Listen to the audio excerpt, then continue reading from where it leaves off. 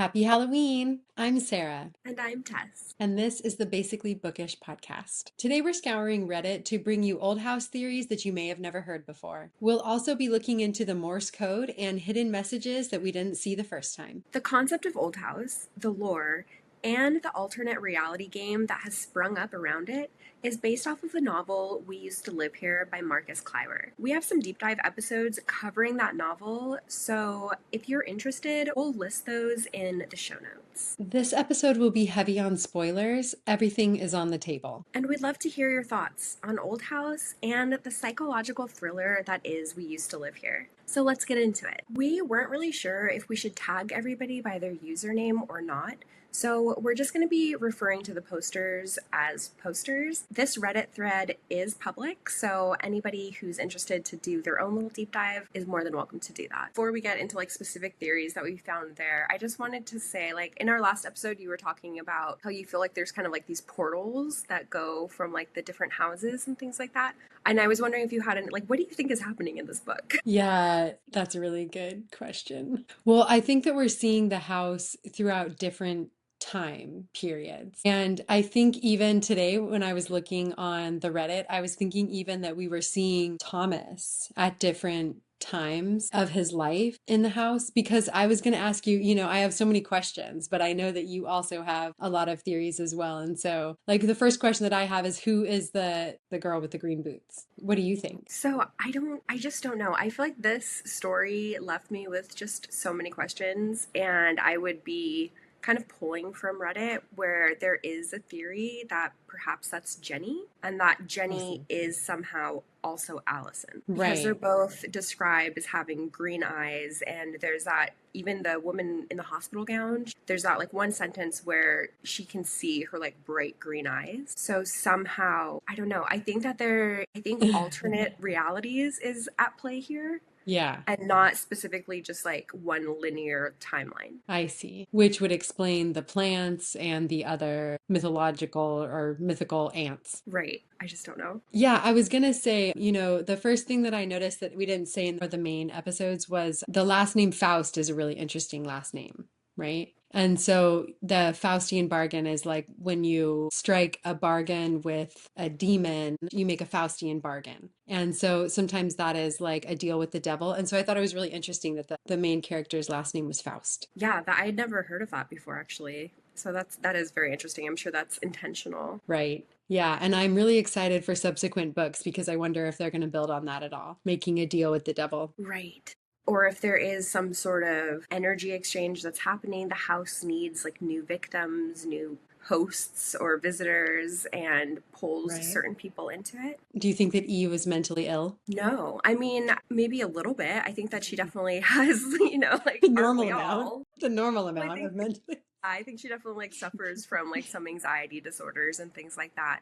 But I do think that the intention here was that something happened to Eve in this story because of Thomas and the house, essentially. Right. Okay. So then who is the old man in the cabin? Well, we can do whatever. Right. Yeah. So the old man in the cabin, somebody on Reddit suggested that the old man in the cabin may be some alternate reality of Thomas, Right. because they have the matching scar. Oh, so an alternate reality. So a lost alternate reality where it's still all connected to one thread. Yeah, there's all the same players, but the relationship that they have is different. So Eve and Charlie buy this house, a strange family shows up, and then the alternate reality, the house, for whatever reason, wants Eve, but doesn't really want Charlie, and kind of bars Charlie from this whole experience, because we get from the last email where Charlie's like, hey, I'm missing my partner. Everyone says she never existed. We just bought a house together. I left.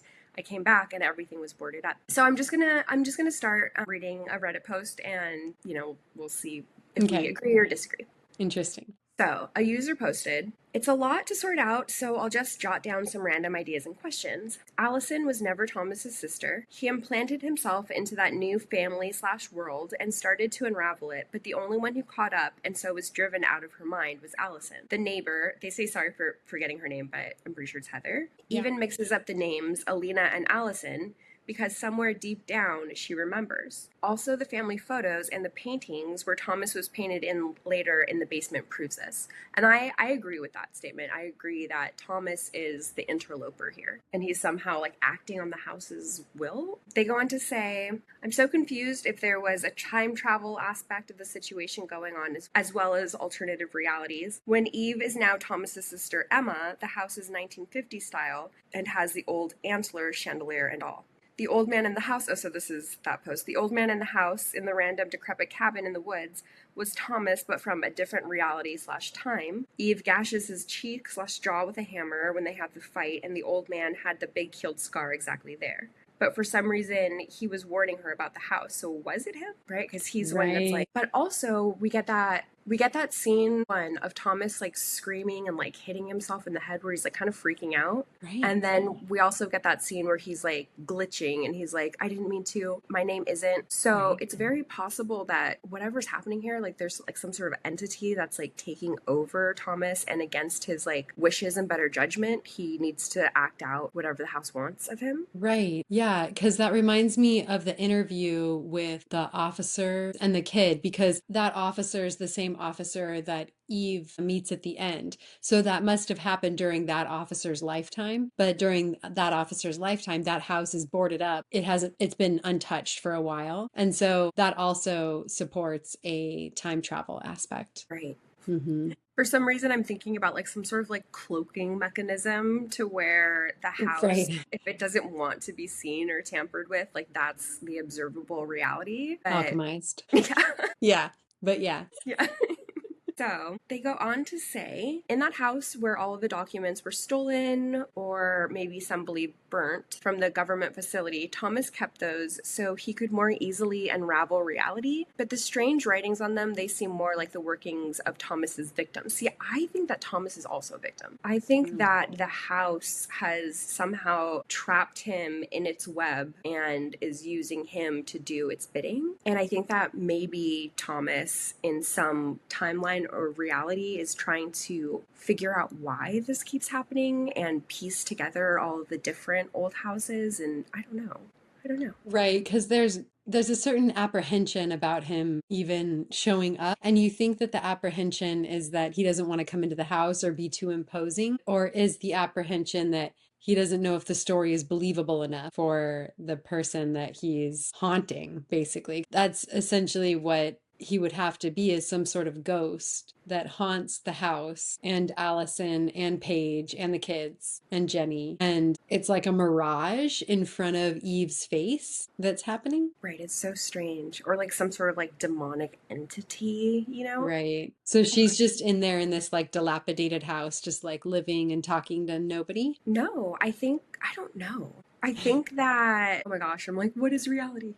Right. I think that her observer, like, I think that she is living out this like actual story, but it's again like it's like this. It's almost like a portal to like another reality, or like these portals through other dimensions, to where this is the dimension that she's in, and then it's like she's like shifting from dimension to dimension, or something happens. I don't know, like it's kind of hard to say like when everything starts. Like there's people, I mean, I feel like we should just keep reading, but there's people that believe that we as readers never met the real Charlie. Right. I saw that. I saw that we've only talked to Charlie or that we've never met Charlie. Yes. I heard that it was that we had heard from Charlie 3 times, only 3 times. But like on the phone and things like that. Right. Yeah, never in real life. And that Right. makes sense, right? And we kind of touched on that when we first met Charlie, that Charlie has all the answers. Charlie always pops up at the perfect time. Charlie always opens the door right when something's about to happen. Absolutely. And kind of feels some sort of kinship towards Thomas and like lets them stay and invites them to the table and all of that. But as far as the end of the book goes, like I do believe like that Charlie is a real person. And like at the end of the book, when Charlie's like showing back up to the house. So that's what I was wondering, if essentially that morning that Charlie's like, that she leaves and she's like, oh, I have to go to the city, if that's when she comes back and then it's all boarded up. But again, I don't think that she would have, I think that she just never she never made it back home. Right. I think the moment that Thomas and his family show up and Eve invites them into the house, reality splits. And I think that that's like the first shift. And that would make sense with the nervousness that we feel from the family, that they're like, this is it. This is the big moment where the illusion's about to take hold and we're about to go somewhere else. Yeah, interesting. Right. But it's also so confusing because I don't know if anybody, I don't even know if Thomas is fully conscious of what is Right. happening, you know? Yeah, like you said, that we never meet the real Charlie, that it opens up and Charlie's already gone. And also let us know in the comments if you guys have any theories of your own. We would love to hear from you. Our comments are always crickets, but eventually we hope that we won't just be yelling into the void. So just let us know if you read this book and you're enjoying these episodes. We'd love to hear from Please you. do. Yeah. So it goes on to say, they go on to say, Charlie's blog post, of course, proves Eve isn't crazy. But when did what Charlie describes actually happen? Someone, it says it was when the family first arrived and that we never met Charlie, or else she would have mentioned all of that weirdness in her blog post, which also seems spot Right. on. Because if there was like a family that randomly came to the house and Charlie's been like looking for her partner ever since, I think she would have mentioned like a weird family showed The up. family. Right. Right. Right. And so the things that we can definitely agree on is that something weird happens not just in the house, but in the woods around the house. In a couple houses on Stray Dog Hill, there's at least a few houses that are probably involved because they can see them from the other houses. Right. Yeah, and like Heather's house, there seems like something's weird going on there. I think that it's just them walking into the same house at different times. Like Heather's house is the house and it's all just the same house, or do you think it's separate houses? I think they're separate houses, but I think that they're connected to where they have potentially like portals to each other, portals to different places, things like that. Because definitely something felt off at Heather's house and then the hallway, the way it was described. But it's also, Ooh, yeah, I'm just so excited for more books. This is I exciting because know, I we know. agree that the it's the house and the woods. We agree there's something weird about Charlie. There's definitely like portals because it's described that they were, and the way that Allison just shucks, I miss that person and I'll just walk out of this room with only one door. So there must be some sort of like places you can slip into. Yes. And Charlie's weird, Thomas is weird. Yeah, let's see. Let's continue this. Sure. This person also goes on to say, for a moment, I wondered if Jenny was Allison somehow. Hear me out when Allison was basically haunting Eve as what seemed like an escaped mental hospital patient. Eve notices her vivid green eyes. Shortly after that, I believe before two, Eve mentions Jenny's green eyes. Jenny's also told that she has a case of the Gets, which is basically what Thomas said that his father used to say about Allison, that she had a Oh, case of the right. Yeah. That's right. You pointed that out. so Jenny's also told she has a case of the Gets when she basically notices at the dinner table that Emma is a different person from whoever Thomas's last victim was. Mm-hmm. Right, because of the tattoo. Right. So Thomas is the evil kingpin. I think so. But I also think that I think that he's just like being used. Like I think that there's like some entity that's working through Thomas. Mm-hmm. I don't think he wants to be there either. Yeah, in a Faustian bargain, it wasn't Satan himself that made the deal. It's often represented as that, but in the original one, it was a demon. Yeah. So, this poster writes, so from what I understand, there are these houses that exist between timelines. Heritage Lane is one and the cabin is one. I also believe that there are people who are predetermined to be drawn to these places. They can see into the liminal space. Eve is one of these people, and it follows her and her journey through the liminal space. I believe the people in the files, like Andrew, are also like this, and that's why they are drawn to Heritage Lane. That's also why the doors in the basement open for them. When they went through that door, they got into a different reality where things are ever so slightly different. The reason that person doesn't exist in that reality is to not create a paradox. Thomas and his family, I haven't figured out. I do believe I figured out Allison a bit. So Allison lives a normal life with a normal family until one day Thomas comes and lives with their family. He somehow slowly changes the reality around her. Allison goes mad because of this and ends up in a mental hospital. I think she somehow found a way to get out of the timeline by switching places with Eve. Oh. So, paradox. Allison basically guided Eve to her reality where she did something so that Eve would replace her. Now Allison is free to find her reality while Eve is trapped. How she did this, I have no clue.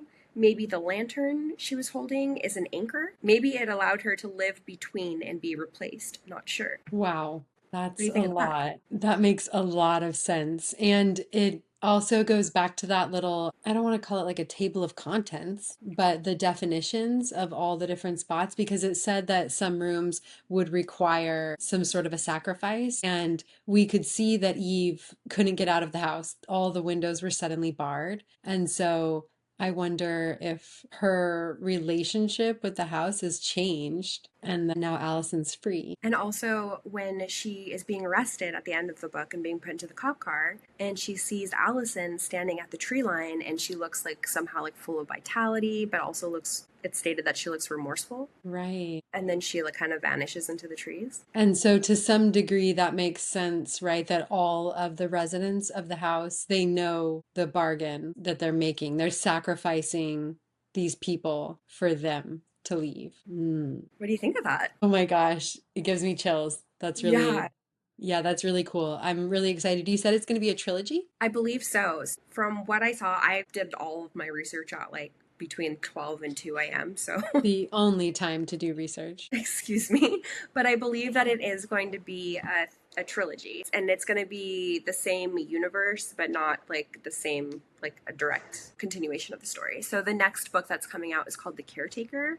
And I also believe it's slotted to be made into movies. I'm like looking forward to it, and not this book. I had such a blast reading it, but then there were times where like I just like did not want to open it again because I knew the Yeah. amount of anxiety that it was going to bring out of me. But I want to dig deeper. Yeah, there was one night that I was reading it outside and the sun was setting, and as it was like getting darker, I was like trying to beat the light, and then all of a sudden I was like, I'm outside in the dark. No, I probably shouldn't be outside in the dark reading this. no, no, definitely not. Yeah, it Okay, was should we really read fun some though. more?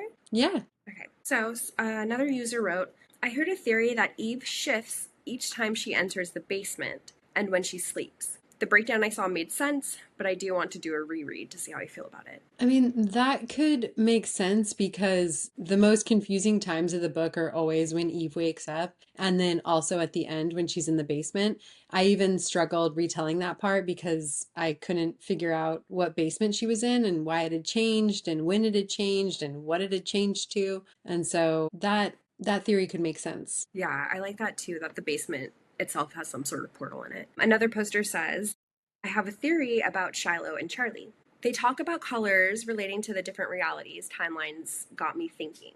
There's so much emphasis on eye color. Charlie and Shiloh both have witch eyes, two different colored eyes. And Charlie and Shiloh are the two characters that seem to exist in two realities simultaneously. Eve's Charlie and Shiloh, who we know still exist in Eve's former reality because of Charlie's ending post. And then there's a second Charlie, Charlotte, and Shiloh, Thomas's dog, that exist in Eve's new reality. We know because of Eve's disappearance, as well as others' disappearances in that area over time, that most people cannot exist in multiple realities simultaneously. So I think that the witch eyes are an indicator that these two are special and can exist in multiple places at once outside of Old House. Yeah, I think that there's something special about the witch eyes for sure. And I was going to say earlier when you were talking about that possibly Allison is the girl with the green boots because of her green eyes, I did feel like there was a lot of emphasis on eye color. And so I didn't necessarily make that connection, but I knew some obviously that somehow she was related because she had such bright eyes. Yeah. Yeah. Yeah. Are I they don't the know. I same? was thinking more that they were like all in the same family, not necessarily the same person. But the other boys, I think, are like Just gray eyes. average. Yeah. That's right. Yeah, that's a good point. So here's another theory about Shiloh.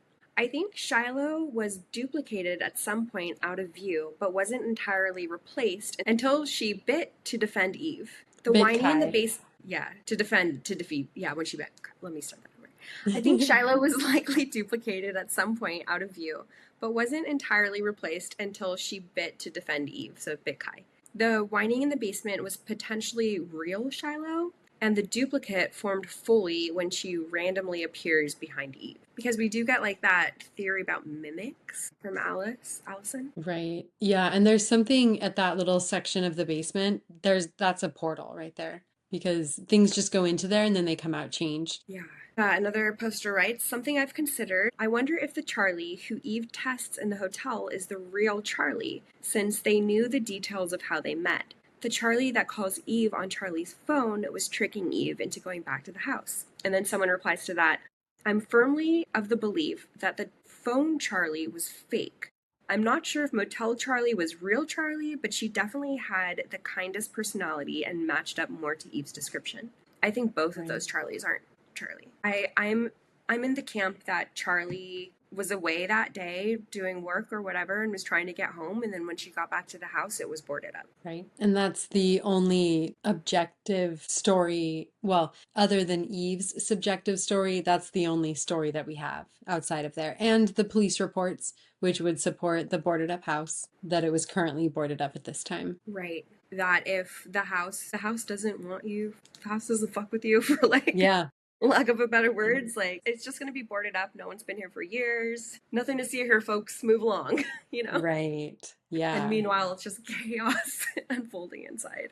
A true haunted house, because like you just can't see it. It's just on the other side of the veil. There's entire stabbings in 1950s houses. I wonder if the caretakers will be in a different time period for the house, or if it'll just be that we don't see the house at all. It'll just be for something else. Right. I'm so curious too. I wonder if it's going to be like a completely different house that also is an old house somehow. Right, because we know that there's multiple. Yeah. Okay, so let's read some more of these theories. A 1950s setting would be fun. It would be fun. Here's a theory about Thomas. This poster writes, my interpretation is that the old man was another form of Thomas, a benign or at least not overtly malevolent form, and Thomas himself is a host who's possessed by the house. I think that's what his pills are for, and why when he went outside he was seen by Eve smacking his face and head and screaming. I think that it was an internal battle that he was losing to the house or whatever entity haunts it.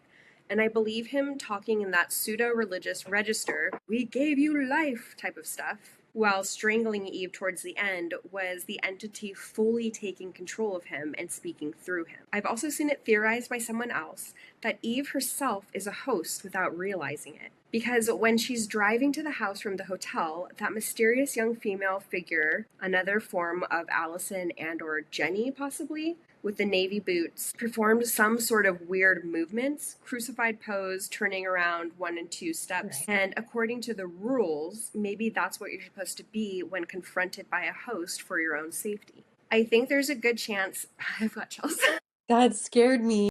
I think there's a good chance that the, quote, original Eve has been in the house for a very long time too. That she herself may be a doppelganger / alternative Eve. Ew, that's definitely possible. There's such a familiarity between Thomas and Eve in their exchanges that that could be true. No, What do you think about like that's the so the scary. rules and like the ritual movements? Right. I was gonna say, what do we think of those movements? They definitely indicate something. It's so creepy when she does it outside in the ditch. I don't know why it was just like more appropriate at the house, but just doing it out in public like that, that's the line. So if you actually look at the spine of We Used to Live Here, leave us a comment if you noticed all the Morse code. I love that you picked it up, Sarah, because when I was reading it, like I saw like the Morse code obviously like in all the documents, but I didn't put it together. But when you were listening to the audio, you put it together that you thought that it might be Morse code, and like sure enough it is. But That's so on the exciting. actual spine here there's Morse code. You see that? Yes. Please leave us a comment if you saw this and you knew about it. Let us know, because it totally went over my head. Eagle eyes. Yeah. Okay, so the Morse code on the cover says, Kilroy was here, which ties into World War II folklore and graffiti according to my brief research. What do you think it means? And then someone else says, Kilroy is mentioned on the map too. And then someone else says, I wonder how it connects. Apparently, it was a popular graffiti in World War II. Bizarre. I love that there's like all these little puzzles and things like that in this book. It's so crazy, so fun. Yeah. That's so interesting. Kilroy. Okay, and so we have some translated Morse code. The Morse code that comes after the documents says the old man with the scar has lived in the cabin for centuries and goes by many different names. So there's capitals in Doc AO4 hoax that says the old gods see all. I remember that document. It said everything was, it also said this entire thing was a hoax. Yeah. 151 code, it's like an anagram, and it is an anagram for she has to or must invite them in. 152 code, at the red tree, take 10 paces left, then round the boulder 3 times, go back to the red tree, knock 2 times, go back to the boulder, underground hatch. She does that. Do you remember when she's following that person in the woods who's like running around and she sees their footprints like going all these different... Yeah. Yeah, she essentially does that movement except for all the knocking. Yeah, because she's like chasing a Right. figure. Is this somebody else who's like trapped in an old house and trying to get out? Ooh, boy, our girl Eve is haunted for sure. Yeah. She cannot escape. She has to let him in. Yeah, they're like vampires. You got to be invited in. Hmm. Ugh. Okay, yeah. So, but I found that so creepy, and just to think of like those like strange movements of like standing up, walking a couple faces backwards, turning around, turning the other way. Maybe that was like some sort of ritual to where it's like now you're the host. Like Oh best of luck. no. Like the ring where if you view it, you're just, that's it. Yeah, or like like you have to do it's like these like little rituals and things that you have to do in order to escape Old House. Right, that's what it said, that there were certain payments that you had to make to get into certain areas. Oof. I thought it meant like certain rooms, but I imagine there'd be one to leave the whole house. Yeah. So creepy, so creepy, so creepy.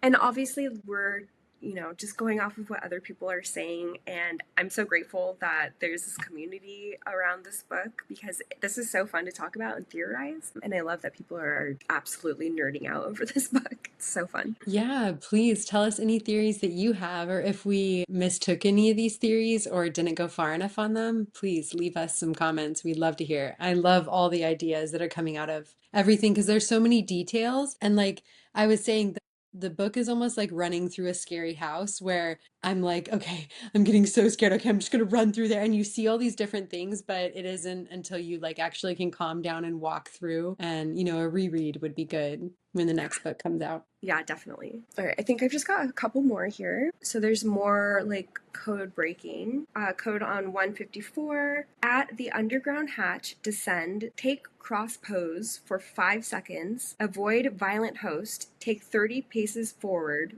wait 3 days. Oh, there's like a whole system in place, and they know how to, and that even that there's instructions means that this has happened so many times before. Right.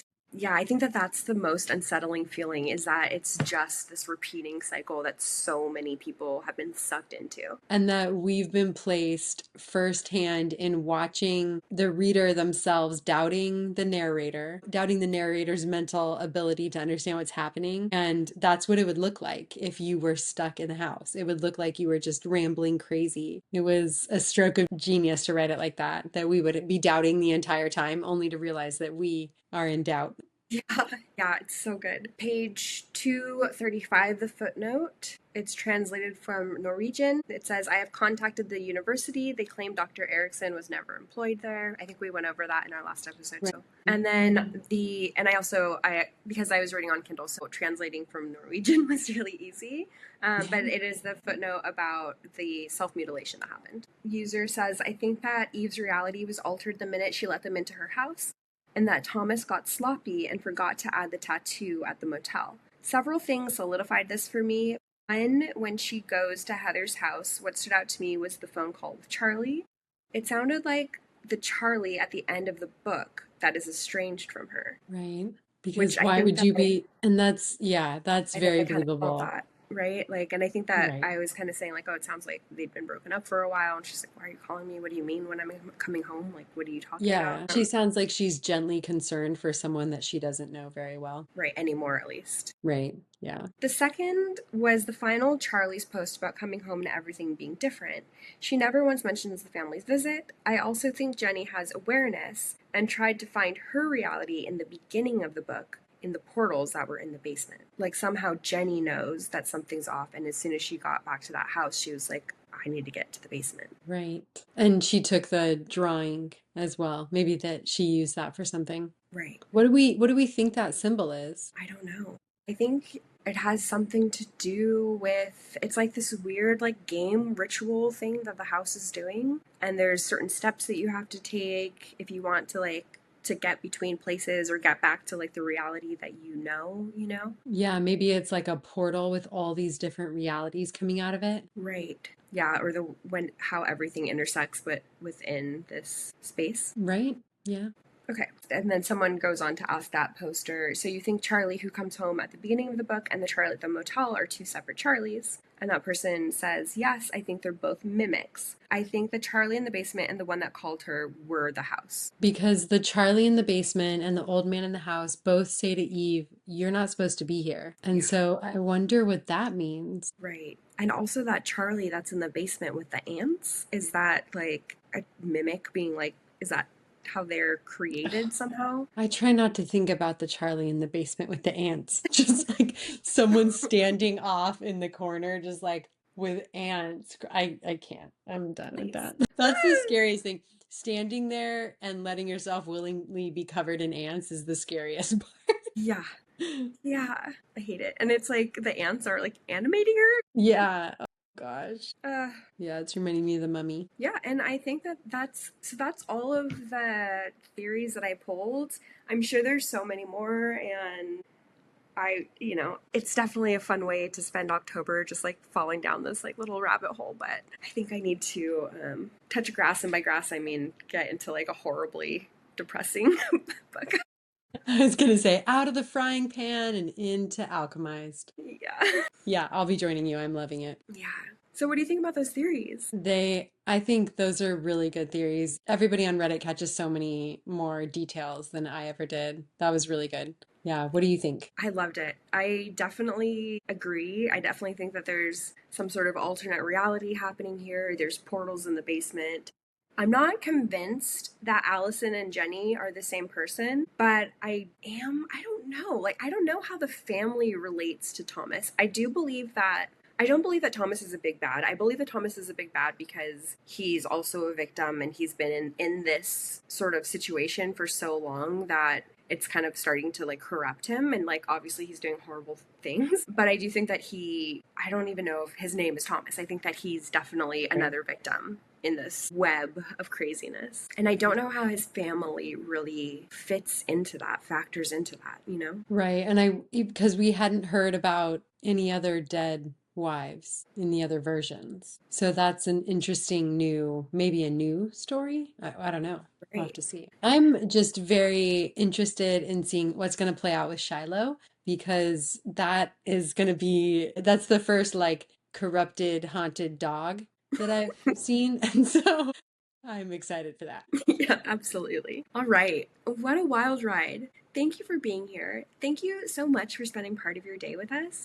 If you made it all the way to the end of the video or this episode, please leave us some sort of spooky comment or emoji just to let us know that you made it. Yes, we would love to hear from you. What are your favorite old house theories? What do you think is really going on here? Before you go, don't forget to like, rate, leave a review, and subscribe.